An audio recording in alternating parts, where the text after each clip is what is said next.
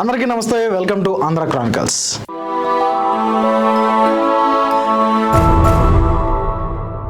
దేశం మొత్తం సంచలనం సృష్టించినటువంటి ఒకే ఒక్క వ్యక్తి పాలిటిక్స్లో ఎంటర్ అయిన తర్వాత పోటీ చేసిన అన్ని సీట్లు ఓడిపోయిన ఏకైక పార్టీ, పోటీ చేసిన అన్ని సీట్లు గెలిచిన ఏకైక పార్టీ, దేశం మొత్తం చరిత్ర సృష్టించి 100కి 100 స్ట్రైక్ రేట్ కొట్టిన పార్టీ ఇప్పటికే మీకు అర్థమయ్యే ఉంటుంది. అదే జనసేన. దాని అధినేత పవన్ కళ్యాణ్ గారు ఈ నెల అంటే ఆగస్టు 28 నుండి 30 వరకు సేనతో సేనాని అనేటువంటి మీటింగ్ని కండక్ట్ చేయబోతున్నారు. అయితే దీనికి ఈ సభా ప్రాంగణానికి అల్లూరి సీతారామరాజు సభా ప్రాంగణం అని పేరు కూడా పెట్టారు. అలాగే 5 ప్రవేశాలకు ఉత్తరాంధ్రను బలపరిచినటువంటి ముఖ్య నాయకుల నేతల పేర్లు కూడా పెట్టినట్టు సమాచారం. అయితే దీనిలో జన సైనికులు కొంత అసంతృప్తి వ్యక్తం చేస్తున్నారు అని తెలుస్తుంది. ఎందుకు?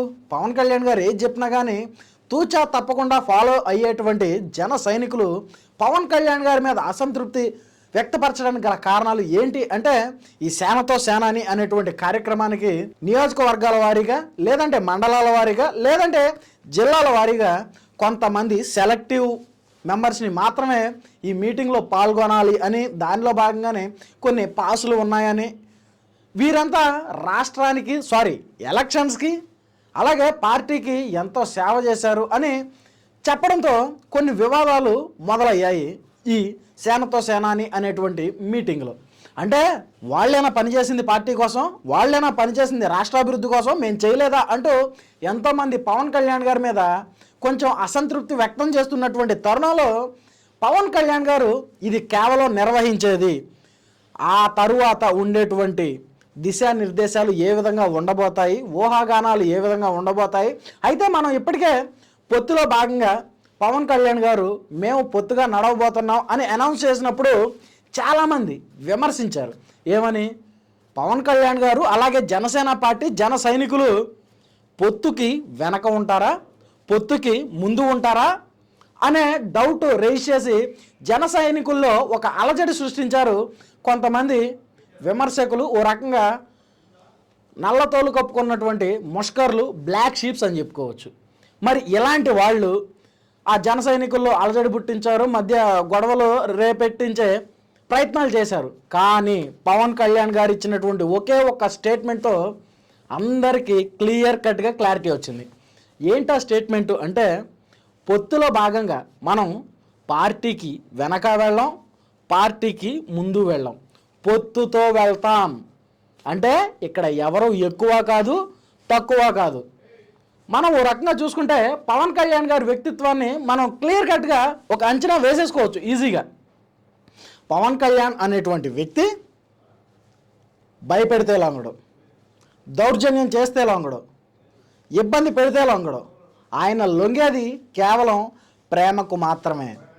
అలాంటిదే మనం ఆల్రెడీ సుమారు కూటమి అధికారంలోకి వచ్చిన తర్వాత 15 నెలలు అవుతుంది. ఈ 15 నెలల కాలంలోనే ఆయన అధికారంలోకి వచ్చిన తర్వాత ప్రభుత్వ పరంగా జనాలకి ఏం చేయాలి అనేది చేస్తూనే, మరోపక్క ఆయన సొంత జేబులో డబ్బులు తీసి ప్రజల సంక్షేమానికి ఉపయోగిస్తూ ఆయనకు వచ్చేటువంటి జీతాన్ని కూడా, ఏది 2,10,000 రూపాయల జీతాన్ని కూడా అదే పిఠాపురం నియోజకవర్గంలో ఉన్నటువంటి భగవంతుని పిల్లాడికి 5,000 చొప్పున ఆయన పంచిపెడుతున్నటువంటి వ్యక్తిత్వం అయింది. దానిలో భాగంగానే ఇప్పటి వరకు ఎవ్వరు గిరిజనుల్ని కన్నెత్తి చూసిన పాపాన పోలేదండి రాజకీయ నాయకులు. కానీ ఈయన చూశాడు, హక్కును చేర్చుకున్నాడు, చలికాలంలో రగ్గులు పంచాడు, తన సొంత మామిడి తోటలో పడినటువంటి మామిడి పండ్లను అందరికీ పంపించాడు గిరిజనులకి. వాళ్ళు చెప్పులు లేకుండా నడవడం చూసి వాళ్ళ సైజులు తీసుకుని అందరికీ చెప్పులు పంపిణీ చేశాడు. ఎలక్ట్రీషియన్ ఒక అతను కరెంటు షాక్ కొట్టి చనిపోతే పిఠాపురం నియోజకవర్గంలో ఆ కుటుంబానికి ఏదో పారితోషికం ఇచ్చేసి చేతులు దులిపేసుకోవచ్చు. మిగిలిన రాజకీయ నాయకులు అయితే ఖచ్చితంగా అదే చేసేవాళ్ళు. కానీ ఆయన రూట్స్లోకి వెళ్ళి, మూలాల్లోకి వెళ్ళి అసలు సమస్య ఎక్కడ వచ్చింది, ఆ నియోజకవర్గంలో ఎంతమంది ఎలక్ట్రీషియన్లు ఉన్నారో సర్వే చేయించి వాళ్ళందరి వివరాలు కనుక్కొని ప్రతి ఒక్కరికి ఎలక్ట్రిక్ కిట్లు పంచారు. ఆ ఎలక్ట్రిక్ కిట్లు కూడా ఎలా ఉన్నాయి, దాని మీద ఆయన పేరు కానీ ఆయన ఫోటోలు కానీ లేవు. మనం గతంలో చూసుకుంటే ఆఖరికి ఏది ఆడుదాం ఆంధ్ర పేరుతో గార్డులు ఇచ్చినా కానీ గార్డుల మీద కూడా పాపం వాళ్ళ అధినాయకుడు ఫోటోలు వేసుకున్నటువంటి దౌర్భాగ్య పరిస్థితి మనం గతంలో చూసాం. కానీ అలాంటి ఫోటోలు లేవు, పేర్లు లేవు. ఒకవేళ పేర్లు పెట్టాల్సి వస్తే అది ఖచ్చితంగా రాష్ట్రాన్ని ఒకానొక టైంలో అభివృద్ధి పదవుల్లో నడిపించినటువంటి డొక్కా సీతమ్మ గారు లాంటి వాళ్ళ పేర్లు, అల్లూరి సీతారామరాజు లాంటి వాళ్ళ పేర్లు, అలాగే ఝాన్సీ లక్ష్మీబాయి లాంటి వాళ్ళ పేర్లు, ఇలాంటి వాళ్ళ పేర్లే వస్తాయి తప్ప మా నాన్న పేరు పెడతాను, మా అమ్మ పేరు పెడతాను, నా పేరు పెట్టుకుంటాను అనేటువంటి తత్వం పవన్ కళ్యాణ్ గారిది కాదు. అలాంటి ఘటనే ఇప్పుడు సేనతో సేనాని అనేటువంటి విషయంలో కొంతమంది ముష్కర్లు ఈ జన సైనికుల్లో చిచ్చు మొదలెట్టారు అని చెప్పుకోవచ్చు. మరి దీన్ని ఏ విధంగా పవన్ కళ్యాణ్ గారు జన సైనికులు సర్ది చెప్పబోతున్నారు అంటే, మేజర్గా చూసుకుంటే రాజమండ్రి, ఇప్పుడు వైజాగ్లో జరుగుతుంది కదా, వైజాగ్లో ఈ మీటింగ్ అయిపోయిన తర్వాత పవన్ కళ్యాణ్ గారి దిశానిర్దేశాలు ఏ విధంగా ఉండబోతున్నాయి అంటే, రాజమండ్రి, విజయవాడ, మచిలీపట్నం, ఒంగోలు, ప్రకాశం ఇలా జిల్లాల వారీగా లేదా ఇన్ని నియోజకవర్గాలకు కలిపి ఇక్కడ మీటింగు అనే విధంగా పవన్ కళ్యాణ్ గారు మీటింగ్ పెట్టబోతున్నారు. అలాగే దానిలో భాగంగానే 2029లో జరగబోయేటువంటి ఎన్నికల్లో ఆయన ఈ ఓటు బ్యాంక్ను కూడా పెంచబోయే అవకాశాలు ఉన్నాయి. అలాగే ఓ రకంగా ఓ పక్క నుంచి పొత్తుల భాగంగానే నడుస్తూ మరో పక్క పార్టీని బలోపేతం చేసే విధంగా ఆయన ముందుకు అంచనాలు వేసుకుంటూ ఆయన వ్యూహాలు పన్నుతూ రాజకీయంగా బలపడుతూ ఒక పక్క ఆల్రెడీ అధికారంలోకి రాకముందు ఒప్పుకున్నటువంటి సినిమాలు కంప్లీట్ చేస్తూ మరో పక్క రాజకీయాలను శరవేగంగా ఆయనకు ఉన్నటువంటి సమయంలోనే సమయపాలన చేసుకుంటూ జోడెడ్లను నడుపుతున్న ఏకైక ధీరుడు పవన్ కళ్యాణ్ గారు అనేలా ఆయన వ్యవహరిస్తున్నటువంటి శైలిని చూస్తే మనకు అర్థమవుతుంది.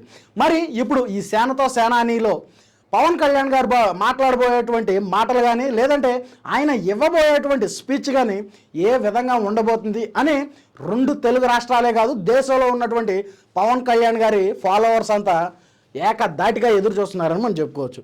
మరి పవన్ కళ్యాణ్ గారు స్పీచ్ ఎలా ఉండబోతుంది, పవన్ కళ్యాణ్ గారు వైజాగ్లో జరపబోయేటువంటి ఈ సేనతో సేనాని మీటింగ్లో మీరు వెళ్తున్నారా? మీ అభిప్రాయాన్ని కామెంట్ రూపంలో తెలియజేయండి.